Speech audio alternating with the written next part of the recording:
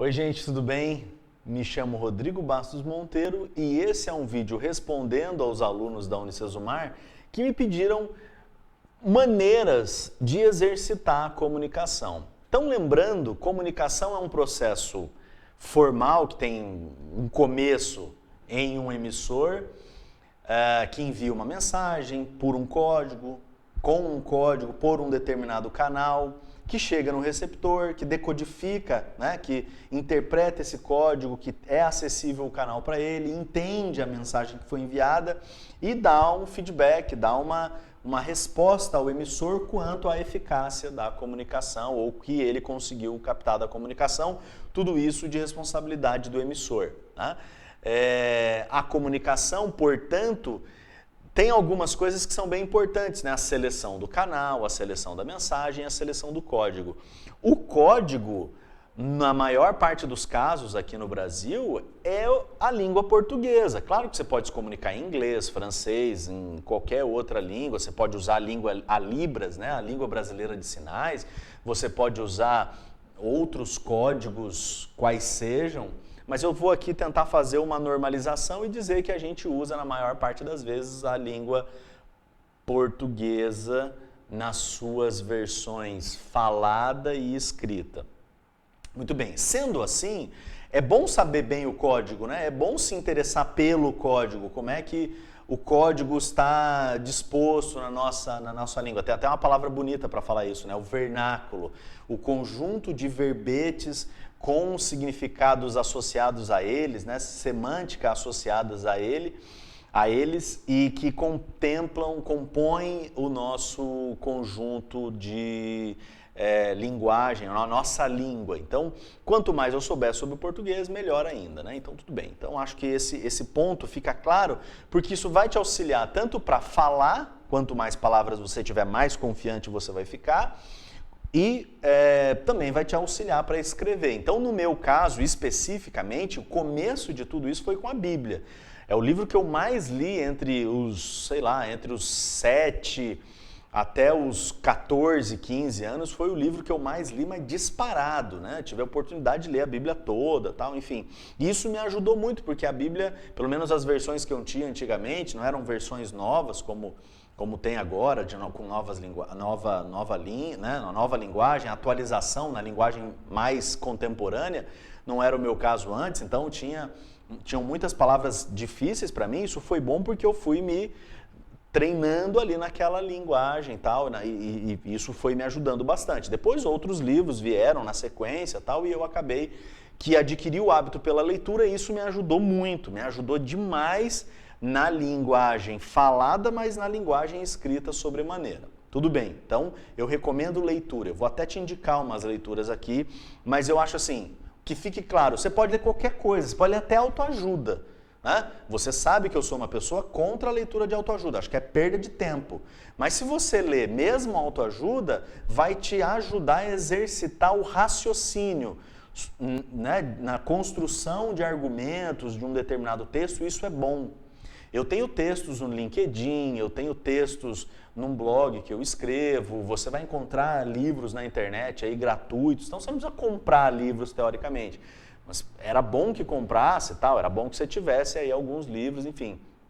Mas tem livros disponíveis na internet, PDF que você pode baixar, tal, então toda leitura é bem-vinda, né? Então eu recomendo assim, um livro, porque um livro passou por um editor, um livro é livre de riscos, de erros, de português, provavelmente, né? Assim, então é menor a possibilidade de encontrar esse tipo de coisa, e aí você vai lendo, e isso é um exercício constante. Para se comunicar melhor, tem que ler mais, tá? Então acho que esse é um ponto fundamental. Um outro ponto fundamental é que a expressão verbal, ela tem que vir acompanhada por expressão facial e por expressão corporal, né? Então, quando você quer se comunicar bem falando, você precisa criar todo um gestual, né, do teu corpo e também um conjunto de expressões que reforcem o que você está falando, porque isso é importante na comunicação verbal. As pessoas, elas são prendidas, né? A atenção das pessoas são dominadas a partir da expressão verbal e da expressão facial e corpórea. Então, sendo assim, vale muito a pena se envolver em atividades teatrais, né? Então, se você puder participar, tipo assim, cursos de teatro, yoga, embora na yoga não seja cênica, mas ela ajuda você a interpretar o seu corpo, né? Eventualmente atividades de pilates, assim, que possam fazer você ter uma identidade maior com o teu corpo. Enfim, dança, né? Dança também é bem útil para você se desprender. Quer dizer, entender que você tem um corpo e esse corpo precisa ser utilizado na hora da sua interação comunicativa com uma outra pessoa. Então, eu sugiro, né, atividades cênicas como cursos de teatro, participar de peças, participar de corais, participar de grupos de dança, participar de grupos de yoga, ginástica, alongamento, pilates, enfim. Né?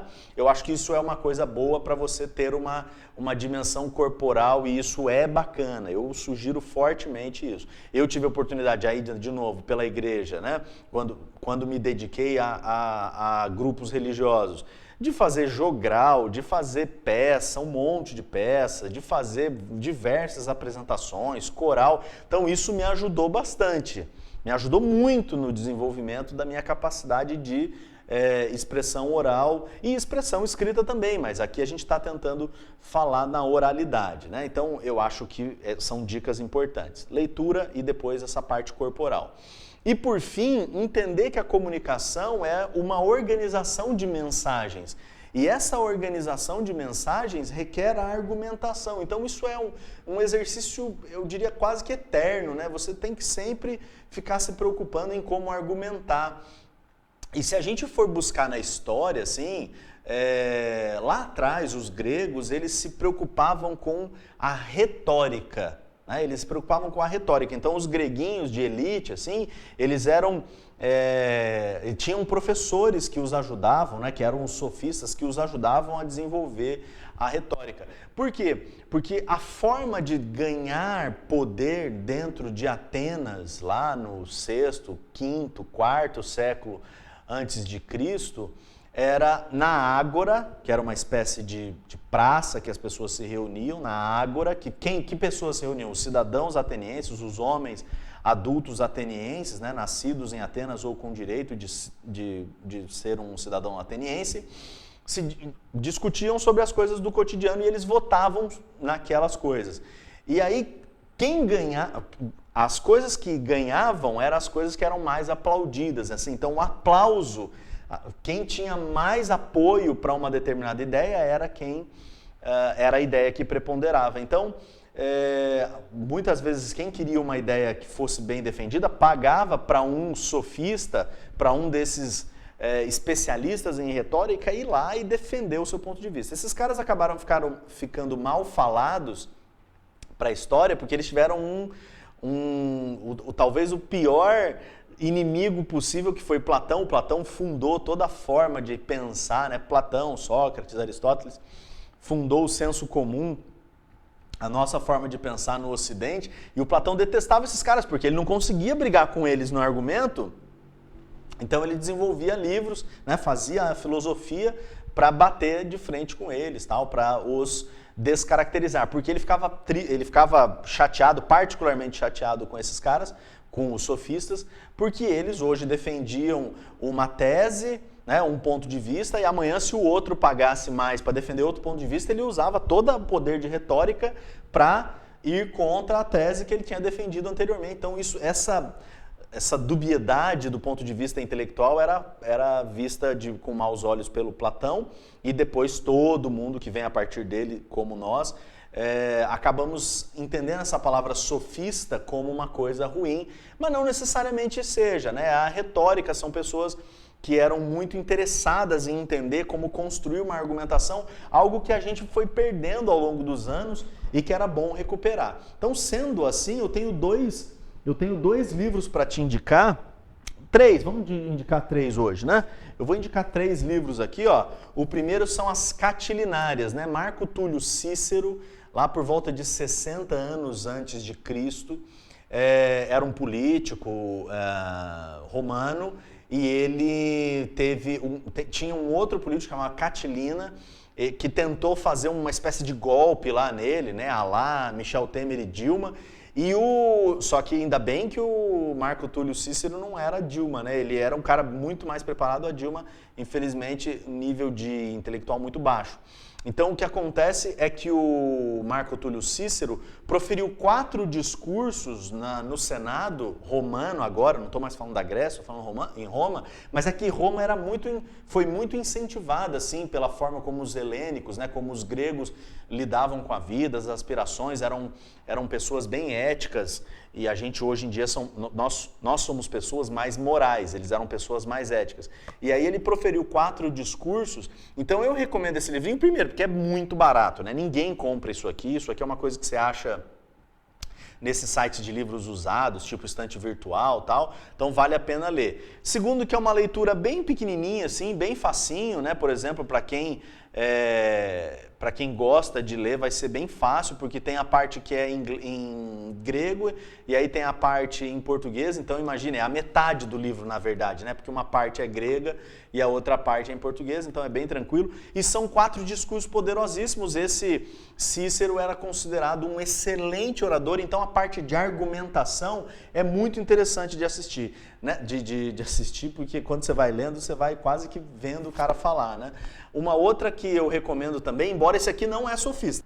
Nem o Cícero, nem o Sócrates são sofistas. Eles são, o Cícero, um político e filósofo, e o Sócrates, um filósofo, porque dos sofistas a gente não ficou nada, né? O Platão, tudo que era contra o pensamento platônico era diferente do pensamento dele, Platão. Tanto do ponto de vista filosófico como adversários, ele fez questão de acabar, né? Até mandou queimar livros e tudo mais, e depois a história foi se encarregando de fazer isso. Então a gente não tem nada de sofistas. Mas o Marco Túlio era um político e filósofo importante, e o Sócrates um filósofo também. E esse livro aqui, A Defesa de Sócrates, ou você vai encontrar como A Apologia de Sócrates, é o Sócrates na Ágora, defendendo-se das alegações dos outros atenienses, importunados por ele, Sócrates, e defendendo-se da acusação, que era infundada, de que ele estava corrompendo os jovens e falando contra os deuses, né? Estava fazendo lá heresias, né? Estava sendo herético contra os deuses, tal. Então é apologia, é o Sócrates se defendendo. Platão foi lá e escreveu isso tudo de volta, né?